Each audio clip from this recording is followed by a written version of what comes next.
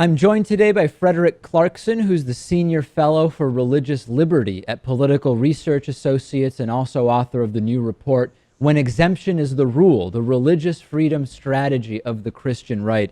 It's so interesting, Frederick, because exactly as predicted, in the wake of the Supreme Court decision that states cannot pass bans on same-sex marriage, we've seen the religious right that is against same-sex marriage go in the direction of exemptions for religious reasons, for so-called sincerely held religious beliefs. We've seen this when it comes to gay marriage, but of course we're also seeing religious exemptions requested with school vaccines, and we're even hearing about possible tax exemptions based on sincerely held religious beliefs.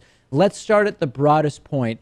Talk to us a little bit about how this exemption movement is organized.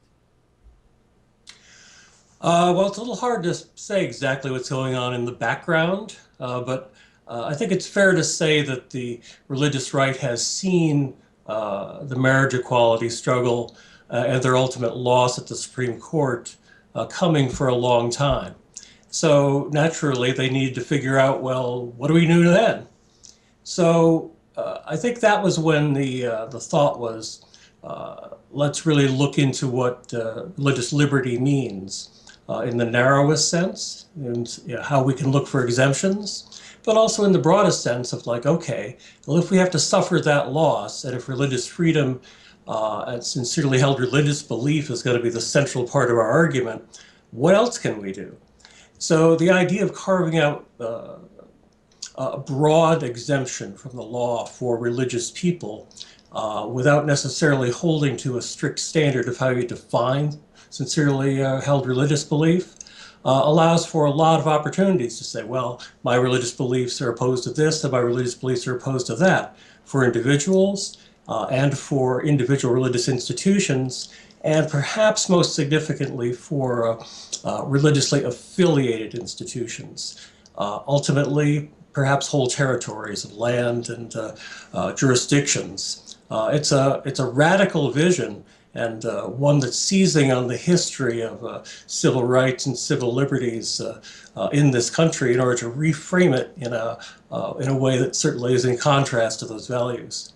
Is there some kind of a, call it a contradiction or a hypocrisy or a double standard when it comes to the idea that we see from some on the religious right, that on the one hand, we don't really need a very significant separation between church and state? In other words, church and state can be much more together than what those who believe in a secular society would see, but at the same time believe that religious beliefs allow you to sort of opt out or be exempt from laws put in place by the government, right? Is there somewhat of a hypocrisy there? Religion and government together, but at the same time, religion lets you opt out of government. The challenge for the religious right and the people who share their vision and their values in the broadest sense is that we live in a religiously plural society. And so once you get into the religiously plural in the sense that everybody is equal under the law, whether you're a believer or a non-believer or a Christian or a non-Christian, and whatever flavor of Christianity you might happen to adhere to. This has been a struggle since the founding and before. How does everybody figure out a way to get along when they think that they're right when it comes to questions of religion? So if you are a religiously supremacist movement like the Christian right, yeah, you want to get the levers of power, but at the same, and you want to create advantages for religious people generally, but their religion in particular. So it's a situation that's very much in flux. How do you gain power and the legitimacy that goes with it while keeping your religious allies when you're really out for yourself? So let's go through a couple of those areas that I mentioned at the very beginning of the discussion. With gay marriage, as I mentioned, no more state bans on same-sex marriage. We saw the Kim Davis Kentucky debacle where she believed her religious freedom, her sincerely held religious beliefs were being violated because she could no longer turn away a same-sex couple from getting a marriage license where she is county clerk. Where are we seeing the exemption battle go specifically within the area of same-sex marriage, or as I now call it, marriage? Well said. It's going to be fought on a lot of different fronts.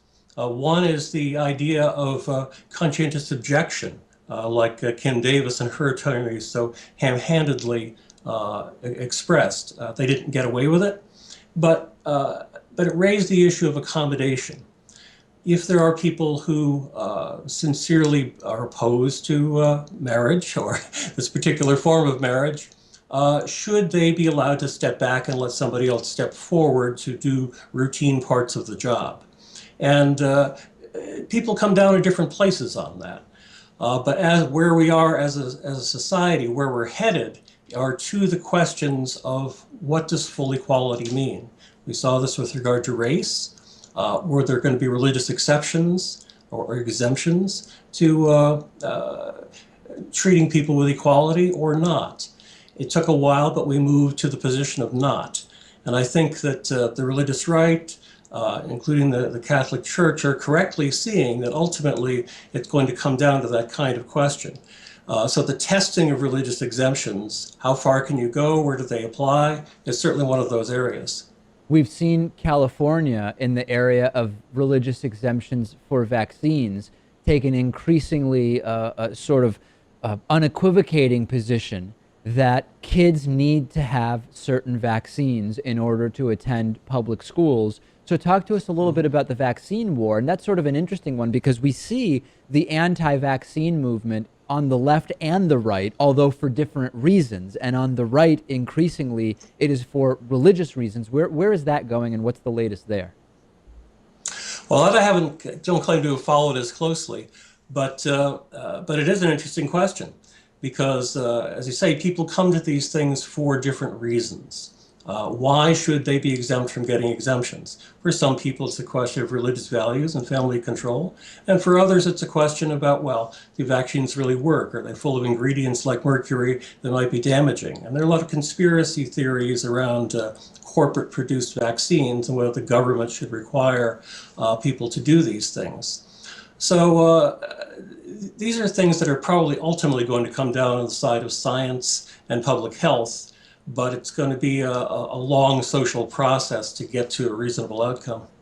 One of the sort of broadest areas of exemption and religion is that, of course, of tax exemption and nonprofit status of churches, which is a sort of overarching issue that goes well beyond the Supreme Court decision specifically on state bans on same-sex marriage. What do you think about the future of the tax exemption that churches have? I mean, financially, this is arguably the biggest area where religion gets you a special exemption to what otherwise would be your responsibilities in terms of taxation. That seems to be a movement that increasingly, as churches sort of do politics and talk about issues and candidates, is at odds. And more people email me saying, when are we going to get rid of that tax exemption for churches? It doesn't seem like that's going to happen anytime soon, does it? No, it's not, and I'm of the view that it shouldn't, and I think it's a misguided struggle to think in those terms.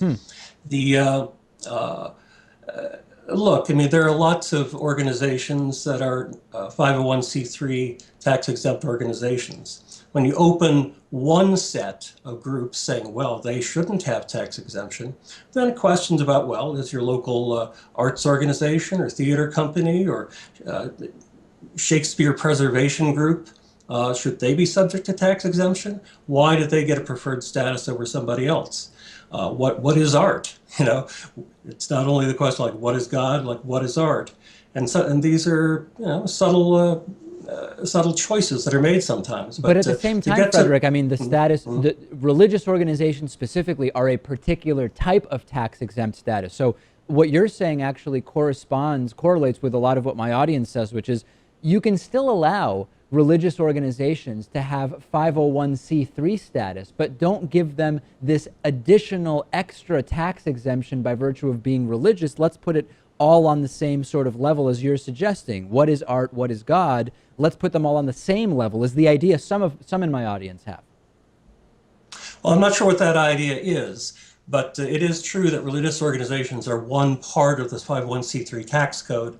But I think there's a more important question that you're really getting at. Yeah. And that is not whether religion or churches should be tax exempt, but rather in this particular instance, should tax exemption be questioned when tax exempt organizations, in this case churches or other religiously discriminatory agencies, are in conflict with the law in other ways. Now, in the case of racial segregation, and interracial marriage, interracial dating, we saw the Supreme Court take a clear position that no. In the Bob Jones University case, Bob Jones University was famously denied, or their tax status was withdrawn by the IRS if they did not agree to comply with the civil rights laws of the United States. At some point, and this is the full equality point I was getting at earlier. Yeah. At what point, are gay people treated with full legal equality and all of the public policy points that flow from that? And that is the biggest question. The people who are opposed to religious tax exemption, that's a separate issue. For our purposes about religious liberty, rights of conscience, and the obligation to follow the law, this is the 800-pound gorilla. This is the elephant on the table that everybody is moving towards, but not yet addressing. I'll remind everybody, the report is When Exemption is the Rule, the Religious Freedom Strategy of the Christian Right. We've been speaking with Frederick Clarkson from Political Research Associates. Always great to talk to you. Well, likewise, David, anytime.